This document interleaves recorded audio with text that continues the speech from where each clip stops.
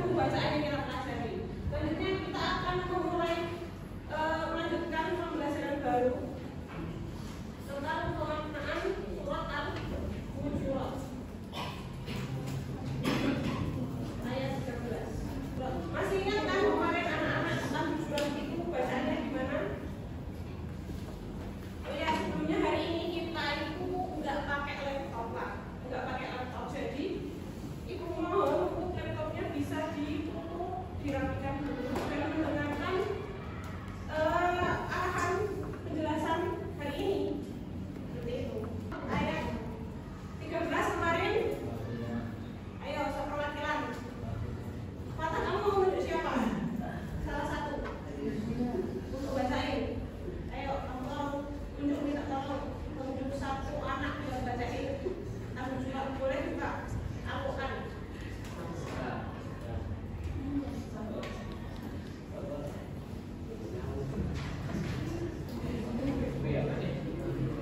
Ayo, kamu mau menunjuk siapa? Bisa, ayo. Bawa Al-Quran enggak? Bawa. Tunjuk dulu.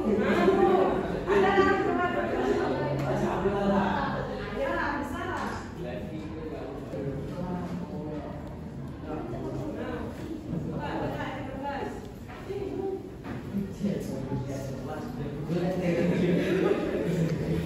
Kan udah dibukain, bisa baca.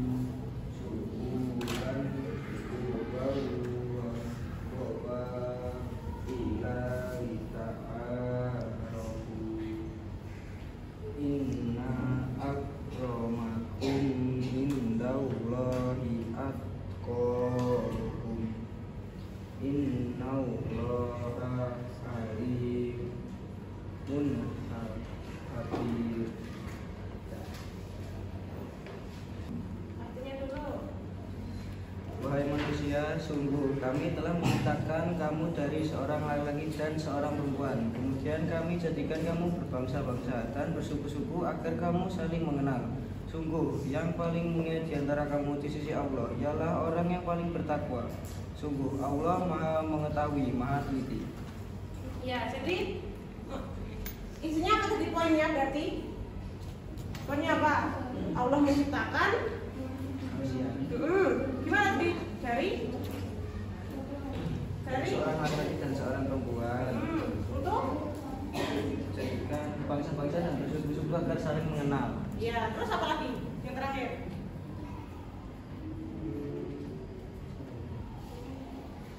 Yang paling bertakwa, Allah Maha Mengetahui dan Maha Teliti. Oke. Berarti itu ya Al-Hujurat ayat 13 artinya itu. Tadi kan kita udah membacakan salah satu, siapa tadi namanya? Siapa? Rafiq sudah bacain Al-Hujurat ayat 13 dan artinya. Dia juga sudah menyampaikan isinya.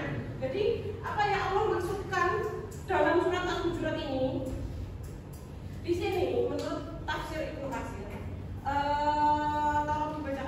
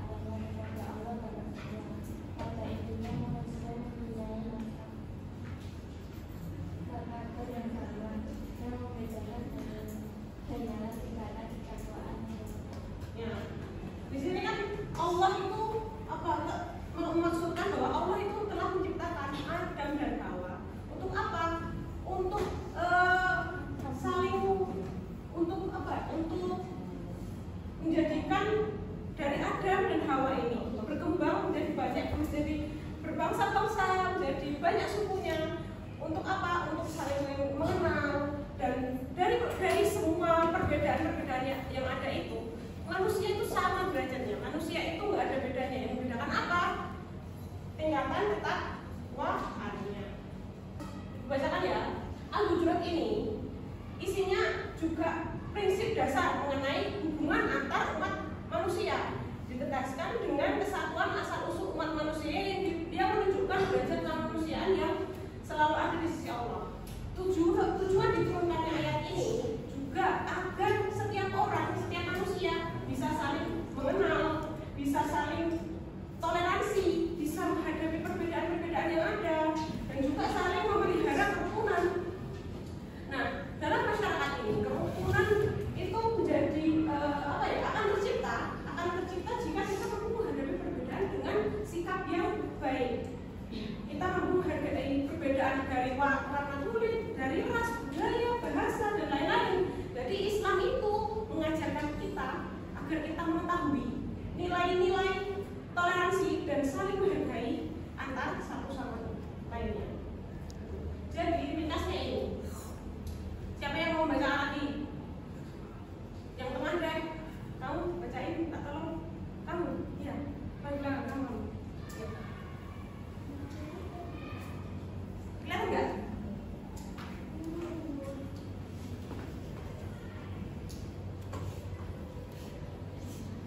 Kelihatan? Terlihat? Setiap manusia memiliki kedudukan yang sama di sisi Allah SWT yang membedakan hanya terletak pada ketakwaannya. Dua, manusia diciptakan oleh Allah SWT berbangsa-bangsa dan bersuku-suku untuk saling mengenal dan saling belajar, mempelajari,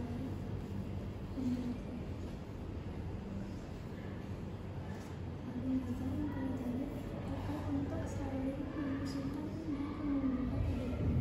Tiga, orang yang paling mulia di sisi Allah adalah orang yang bertakwa kepada Allah. Ya, jadi isinya seperti yang dibacakan Mbak tadi, setiap manusia itu memiliki kedudukan yang sama walaupun berbeda-beda. Yang membedakan antara manusia satu dengan yang lainnya adalah kadar ketakwaannya. Gitu. Saling kenal, saling mengenal, saling belajar menghargai. Gitu. Dan untuk aktualisasi dalam kehidupan sehari-hari, saya minta bacain lagi salah satu. Siapa ya? Paling belakang deh. Kamu ya, kamu bacain. Boleh bacain, mungkin juga.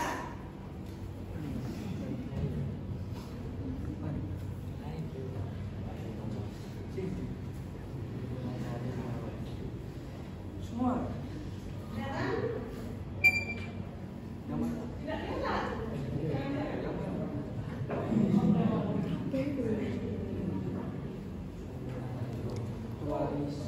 Kita ini dulu. Kamu menyadari bahwa kita semua adalah saudara maka atasnya tidak akan azab perbuatan buruk terhadap satu sama lain. Terus ini Yang mana? yang bawah boleh keluar dulu. Menghormati dan menghargai budaya dan tradisi yang juga masuk dalam budaya Indonesia. Oke, sudah gitu aja. Ini intinya sama semuanya. Jadi kita tuh diharapkan bisa sama orang-orang sekitar kita saling menghormati, menghargai walaupun kita berbeda. Gitu.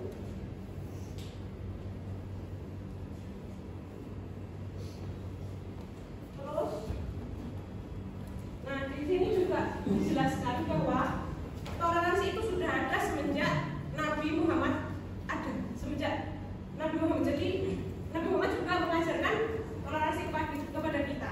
Salah satu contohnya itu ada di Piagam Madinah. Di Piagam Madinah ini ada banyak bahwa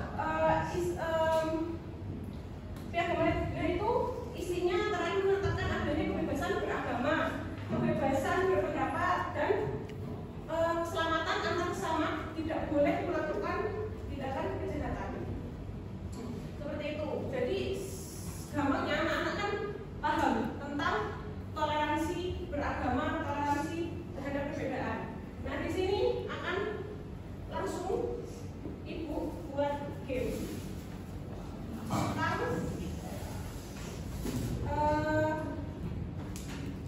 Ibu akan memberikan banyak pernyataan dan anak-anak bisa memberikan pendapat atas pernyataan ini. Apakah pernyataan ini tuh benar atau pernyataan salah?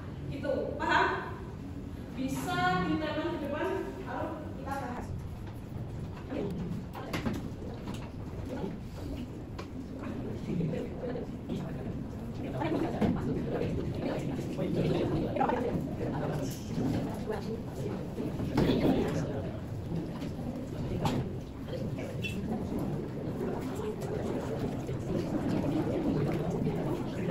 Jadi dari pernyataan-pernyataan yang kalian bawa sekarang, kalian bisa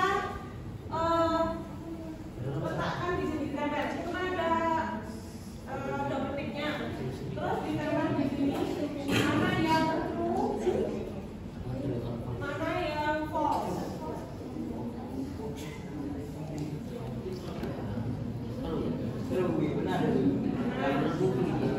Maju dari, bukan kasih nomor 1 sampai sekian. Yang nomor 1 bisa maju ke depan, terus ditambah di sini, maju ke depan sambil kasih. Ini contohnya ini, ibaratkan berita bohong tentang kelompok tertentu merupakan bentuk implementasi ayat ini. Contohnya gitu. Berarti ini apa? Oh, jawaban ibu ini salah nih. Berarti kita lebih false. Jelasin kenapa ini kok salah. Alasannya dijelaskan kenapa kok salah. Menurut aku ini tuh termasuk implementasi asli surat gitu. Jadi harus dijelaskan, paham? Paham? Paham nggak? Awas nanti kalau sampai maju tapi nggak tahu. Harus tahu semuanya. Jadi maju ke depan kasih alasan. Siapa?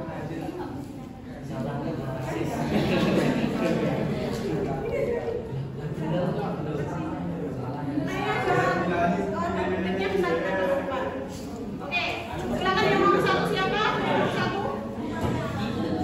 Pakai alasannya. Oh, benar alasannya. Nomor 1 siapa? Tunjuk tangan. Kamu nomor 1. Tidak, 1. Nomor 1, 2, 3, 4 boleh maju ke depan. Ayo, maju.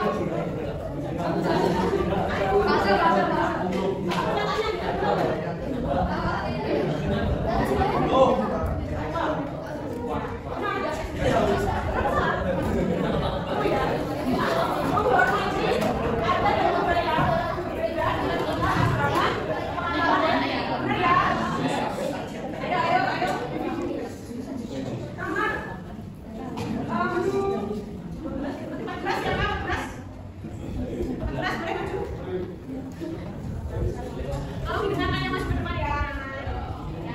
Coba membaca dengan keras.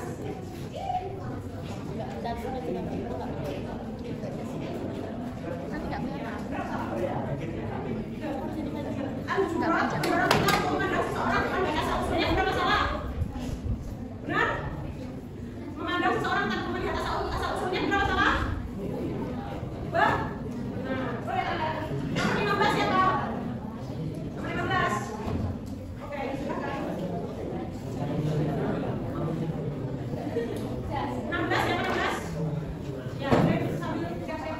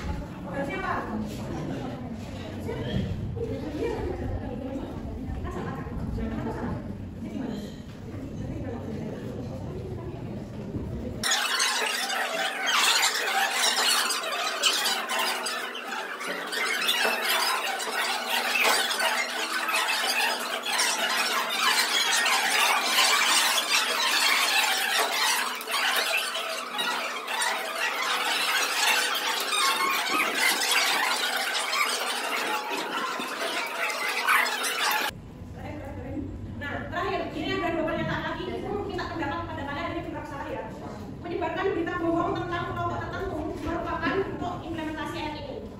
Benar salah? Benar salah? Menyebarkan berita bohong pada kelompok tertentu itu bentuk sikap bukan domba membuat perselisihan itu ya harusnya gimana? Menyampaikan hal yang baik.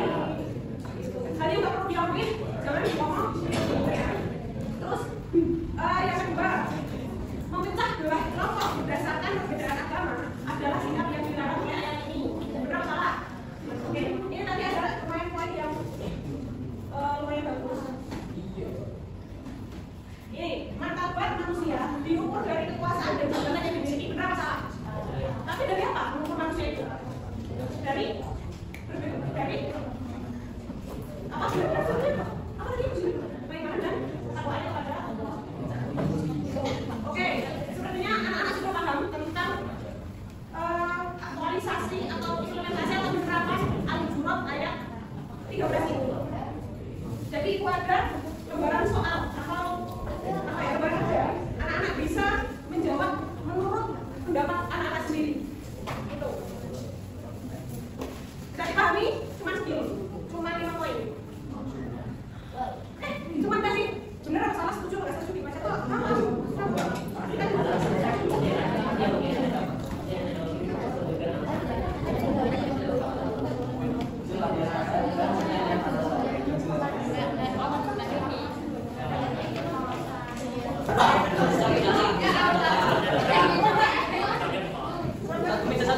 Ya udah satu ini.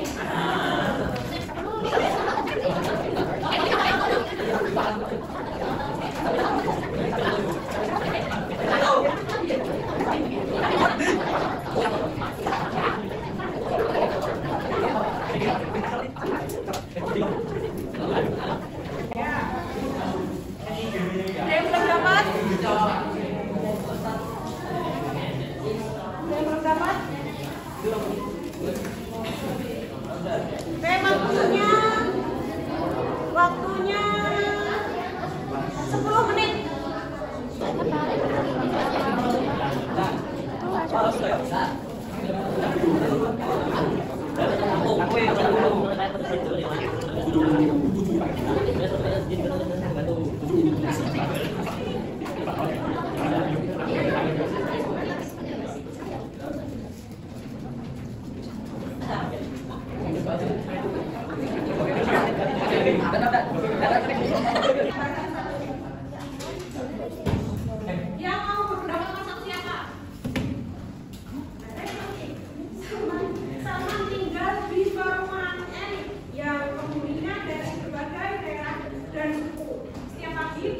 artinya Pak Thomas, tandanya tanggal 11 Maret yang beragama Kristen.